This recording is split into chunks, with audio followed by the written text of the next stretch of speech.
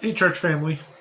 Yeah, it's Sunday morning, March 15th, and unfortunately, the weather forced us to cancel church this morning. They've been expecting this big storm to roll in, and last night we decided to cancel the church in expectation for this weather forecast. And when I stepped out to take the dogs out this morning, I could see that it was a good choice. I was debating last night whether hold off, see what the morning brings, or cancel it the night before. And we decided to cancel the night before. And clearly, that was the right choice because it's rough out there. You can see through these windows behind me. That's exactly what I'm seeing. It's basically whiteout conditions already, and this storm is expected to go on for a few days, and it's going to get rough. It's going to get worse before it gets better. So, as much as I miss seeing everybody, I'd rather we play it safe than have anybody try to risk this coming out in this storm and something bad happens. So, with all that said, I'd hate to leave you with nothing on this Sunday morning, so I decided I'm going to post a video delivering to you a word from the Word. And rather than give you a full-blown sermon this morning, I'm just going to speak right from the heart. I have a few verses pulled up, but no outline or anything. I'm just going to be speaking from the heart and seeing where it leads. And it's something that's been on my mind the last few weeks. So let's go ahead and take a look at what I've got going on this morning. There's a verse I've been trying to do a psalm a day, not a psalm a day. What's the word? A proverb a day. One chapter from Proverbs every day. And I'm trying to do that all year long. So Proverbs has 31 chapters, and the idea is, you can get through the entire book of Proverbs in a month. And that's what I'm trying to do. And I have read Proverbs before, obviously, several times before. And there was a verse that I read that really jumped off the page to me recently. Obviously, I read it before, but it never really jumped off the page and hit me quite as much as it did recently. And that is Proverbs 14, verse 7. Now, as I'm reading this verse, I do my daily studying from the New American Standard Bible. That's where I do my daily Bible readings from, my daily studies from. That version, that translation, renders this verse a little differently than other verses do. Because when I read it in the New American Standard, it really jumped off the page and slapped me. And then I said, well, as you would expect from a Bible nerd like myself, I started thinking, how do other Bible translations render this verse? So I went ahead and looked it up. And yeah, they were good. Let me go ahead and read what's going on in Proverbs chapter 14, verse 7. And I got it pulled up on an app on my phone so I can see several different versions side by side. Let's take a look at the New International Version. Stay away from a fool, for you will not find knowledge on their lips. New Living Translation. Stay away from fools, for you won't find knowledge on their lips. Pretty much the same thing. English Standard Version. Leave the presence of a fool, for there you will not meet words of knowledge. Let's go with the King James. Go from the presence of a foolish man, when thou perceivest not in him the lips of knowledge. New King James.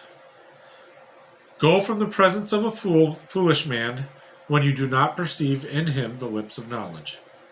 And then we get to the New American Standard Bible, which is the one that originally struck me. Leave the presence of a fool, or you will not discern words of knowledge. And yeah, now New American Standard, that's usually known as one of the most, if not the most, literal translations, word for word translations, which is one of the reasons I like to use it in my personal study. And when I first read that, I thought, the way it struck me, the way it came at me is that if you spend time with foolish people, if you're influenced, mark that word, influenced, if you're influenced by foolish people, not only do you absorb their foolishness, but it ruins you to the point where you're no longer able to discern what is good, what is wise, and what is knowledgeable. Leave the presence of a fool, or you will not discern words of knowledge. And I got that as, if you're a companion with fools, in general, you're not going to be able to perceive wisdom and knowledge when it comes to you. Now, these other translations, they have it rendered as, leave the presence of a fool, for you will not meet words of knowledge there. Specifically, if you're a companion with fools, you won't get wisdom or knowledge from that foolish person. And now, I've no doubt that, the preponderance of these translations are probably getting the spirit of the text right, that being a companion of a fool means you're not going to get wisdom from that particular source. And that's absolutely true. I'm not disputing that at all. But I think with the New American Standard, even though the wording is different, and I came away from it with that more generalized interpretation, where being a companion to fools means you're not going to be able to perceive wisdom and knowledge in general. I think that, while it may not measure up to the specific spirit of the verse in translation, I think it does measure up to the spirit of the Proverbs in general. And I think as we read through the Proverbs, we get this idea that we should avoid foolish people, and that when we do so, it does disrupt and warp our understanding and our reasoning power and our powers of natural wisdom, so much so that we start to lose the ability to recognize and learn and retain basic principles of wisdom and knowledge when they come our way. Let's go ahead and follow a few verses through the book of Proverbs to demonstrate this. I got a few written down here. Let's go ahead and take a look at them. First, let's look at Proverbs 1:7. These are warnings. Well, let's go ahead and take a look at this. Sorry, I should have had these marked out beforehand. That's all right. Proverbs 1:7. The fear of the Lord is the beginning of knowledge, but fools despise wisdom and instruction. So they're not fools because they haven't received wisdom and instruction, but they're despising wisdom and instruction because they're fools. Another one. I'm turning to Proverbs 14, verse 6 here. A scoffer seeks wisdom but does not find it. But knowledge is easy to him who understands. Scoffer is another word in Proverbs that is frequently used in place of fool. And even if they seek wisdom, they're not able to find it. Because of their foolishness, because of their status as a scoffer, they are not able to perceive wisdom. They're not able to discern words of knowledge, as it says in the New American Standard, Proverbs 14:7. Which is, right, what I'm looking at right here is right before, the verse right before. A scoffer seeks wisdom and does not find it. Why? Because they're not able to discern words of knowledge. Proverbs 18:2. Proverbs 18:2 is another verse that goes along with this. A fool has no delight in understanding, but in expressing his own heart. A fool has no delight in understanding. They don't. Some people love to learn new things, to dig deeper into things, to gain greater understanding of things, but not the fool. The fool only wants to have self-expression. So, from these verses, we got the idea that fools, they're not only foolish because they haven't gained knowledge and wisdom, but because they're fools, they're refusing to gain knowledge and wisdom.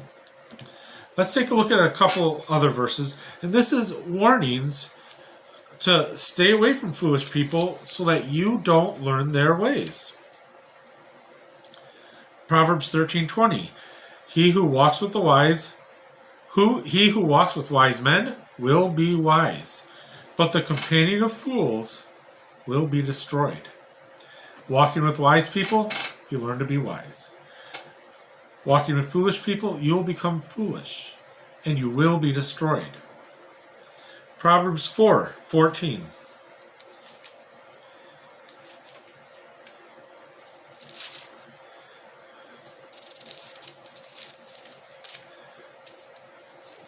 Do not enter the path of the wicked, and do not walk in the way of evil. Another warning to stay away from the foolish, the evil, the wicked influences in your life. Proverbs 26:4. Proverbs 26:4. We find yet another warning to stay away from the wicked, foolish influences. And do not answer a fool according to his folly, lest you also be like him. All right, so we have a few verses here. The first group telling us that fools cannot discern knowledge and wisdom. The second group telling us to avoid foolish influences in our lives so that we don't become like them. And while we look at Proverbs 14:7 in the New American Standard and say, yeah, it's different from other translations, and maybe it got the words technically right, but it's kind of missing the spirit of the verse. But it is really capturing the spirits of the Proverbs as a whole. Avoid foolish people so that you don't adopt their ways. Foolish people are not only foolish because they haven't gained knowledge and understanding, but because they are fools, they're unable to do that. You know, if I could give one piece of advice to young people today, I would say be careful of who you listen to. Be careful of who you listen to. Because of things like the internet, TikTok, that's a big one with younger people today. Facebook, other social media platforms, YouTube. If they have any access to technology at all, they have access to all kinds of influencers. I told you to keep that word in mind. Influencers. They have access to all kinds of influencers today. And because of that, they are able to be influenced by plenty of foolish people. And there's a lot of them on the internet. Foolish people who very much want to influence young people today. And unfortunately, parents can't monitor 24/7. If they can monitor 24/7, if they take away technology, that's one option. But for young people who have any access to technology, they can find a way to access those influencers. So young people in their teenager years, they need to exercise discretion. They need to exercise good wisdom in who they listen to. Because if they listen to the wrong people, if they listen to them long enough, eventually that's going to affect their ability to understand and perceive basic wisdom. So keep that in mind when you're just talking to your kids and grandkids. Keep in mind, who are they listening to? and try to influence them in the right way. Get them to listen to the right people. Because listening to the wrong people, yeah, it may disrupt their thinking processes and make them unable to perceive knowledge and wisdom. It's not a lost cause. That can be corrected through the application of basic wisdom and knowledge and the application of Scripture and through praying God's grace into the situation. But it can become an uphill battle if we allow them to be influenced by the wrong people, to be influenced by foolish people long enough. Thanks for joining me today. I hope you all get through this storm well, and I pray that you're all able to join us next week when we're going to take a look in the Psalms again. I'll be in the Psalms next week for our sermon and the importance of the inner life. And just to get a reminder out there, it's not too early to start making plans to join us for Easter Sunday. We'll be taking a look at before and after the empty tomb. Are you a before the empty tomb religious person, or are you an after the empty tomb living faith type of person? We're going to take a look at that on Easter Sunday. It's not too early to make plans to join us, and it's not too early to invite your friends and family to join us on that day. Thanks for joining me. We'll see you later.